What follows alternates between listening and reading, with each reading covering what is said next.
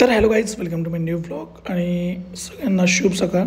आणि आजचा म्हणजे ड्रायव्हिंगचा 5वा दिवस होता, म्हणजे प्रॅक्टिकलचा. आणि आज मी शिकणार होतो 1 to 5 गिअर शिफ्टिंग. आणि त्याच्यानंतर म्हणजे ती चढतावला कशी गाडी म्हणजे जर समजा काही पुढे ट्रॅफिक असेल किंवा काय असेल तर आपण कसं कंट्रोल करायला पाहिजे किंवा कसं आपण म्हणजे गाडी थांबवत चालवला पाहिजे.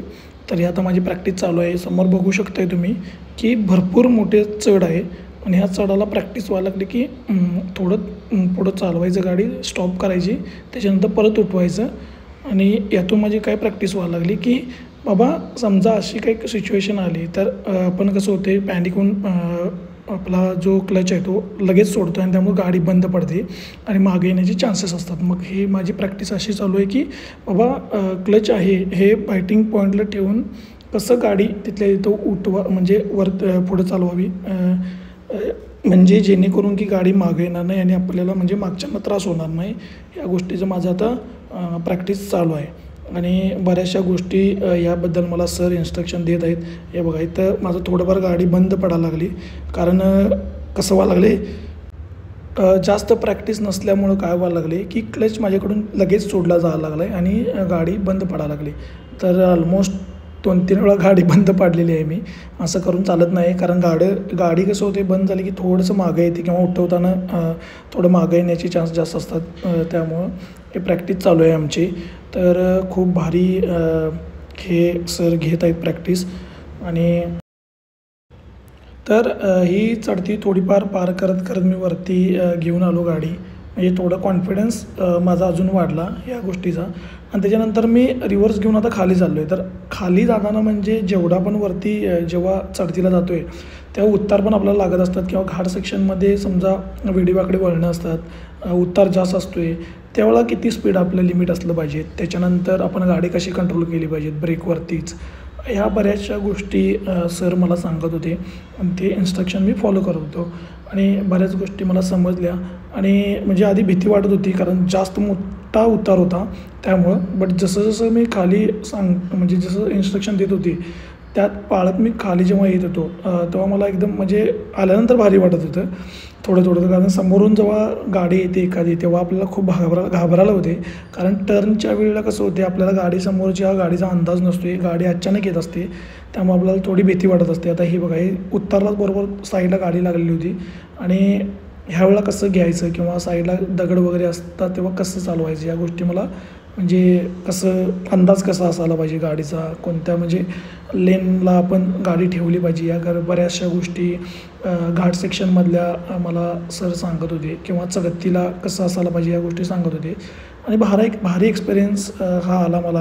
आणि त्याच्यानंतर आता आम्ही म्हणजे 1 to 5 गिअर शिफ्टिंगच्या प्रॅक्टिसला चालू केलं. आता हे मला बऱ्याचशा गोष्टी सांगितल्या, स्पीड लिमिट किती असायला पाहिजे पहिल्या गिअरला, दुसऱ्या गिअरला किती असायला पाहिजे, तिसऱ्या गिअरला किती असायला पाहिजे, चौथ्या गिअरला किती असायला पाहिजे, 5व्या गिअरला आपण स्पीड किती असायला पाहिजे, या सगळ्या गोष्टी मला सर इन्स्ट्रक्शन देत होते. त्या पद्धतीने मी फॉलो करत होतो. किंवा जेव्हा स्पीड गाडी, आता हे बघू शकता तुम्ही, गाडी भरपूर म्हणजे स्पीडला आहे. आणि ह्यामध्ये मी लेन चेंज करत होतो, म्हणजे म्हणजे हँडल जे हे आहे ड्रायव्हिंगचं हँडल आहे ते मी थोडं हलवत होतो. तर सर म्हणले जास्त आपण स्टेअरिंग हलवायचं नाही आहे. तर त्यासाठी मला ते सांगत होते की लेन आपली धरून आपण पुढे चालायला पाहिजे, कारण मागून गाड्या येत असतात भरधाव, म्हणजे वाहनं जास्त स्पीडला असतात, कारण जो रस्ता आहे आपला हा स्टेट रोड आहे, त्यामुळं प्रत्येकजण हा मेजर स्पीडलाच असतो आहे, जास्त स्पीडलाच असतो आहे. त्यामुळं एका लेननंच गाडी आपण चालवायला पाहिजेत. आणि त्याच्यानंतर मग समजा गाडी अचानक जेव्हा मध्ये काय आडवं येते किंवा काय येते, किंवा तेव्हा कसं आपण गिअर शिफ्ट करायला पाहिजे, म्हणजे कमी करायला पाहिजे ॲटोमॅटिक, म्हणजे जास्त एकदम ब्रेक मारला तरी म्हणजे चालत नाही. तर ब्रेक मारत गिअर कसे शिफ्ट केले पाहिजेत, ह्या गोष्टी पण मला ह्यामध्ये शिकायला मिळत होत्या. आणि बऱ्याचशा गोष्टी त्यांनी मला सांगितल्या.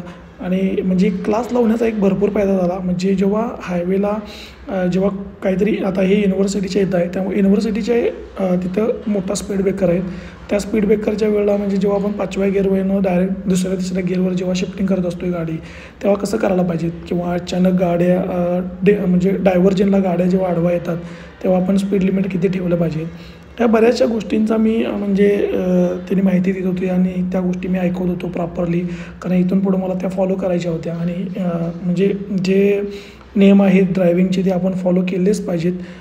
त्याशिवाय म्हणजे तेव्हाच कुठेतरी ड्रायव्हिंग चांगली आपली होत असते. म्हणजे काही प्रॉब्लेम येत नाहीत आपल्याला.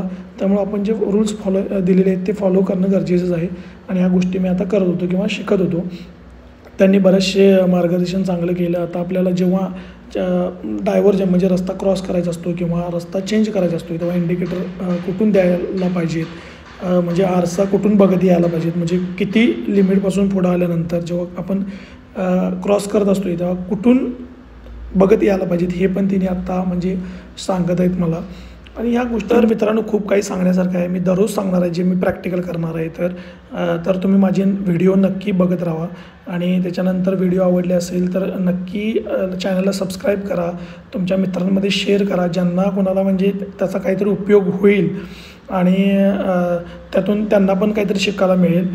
त्यामुळं व्हिडिओला लाईक करा, सपोर्ट करा मला. आणि थँक्यू सो मच.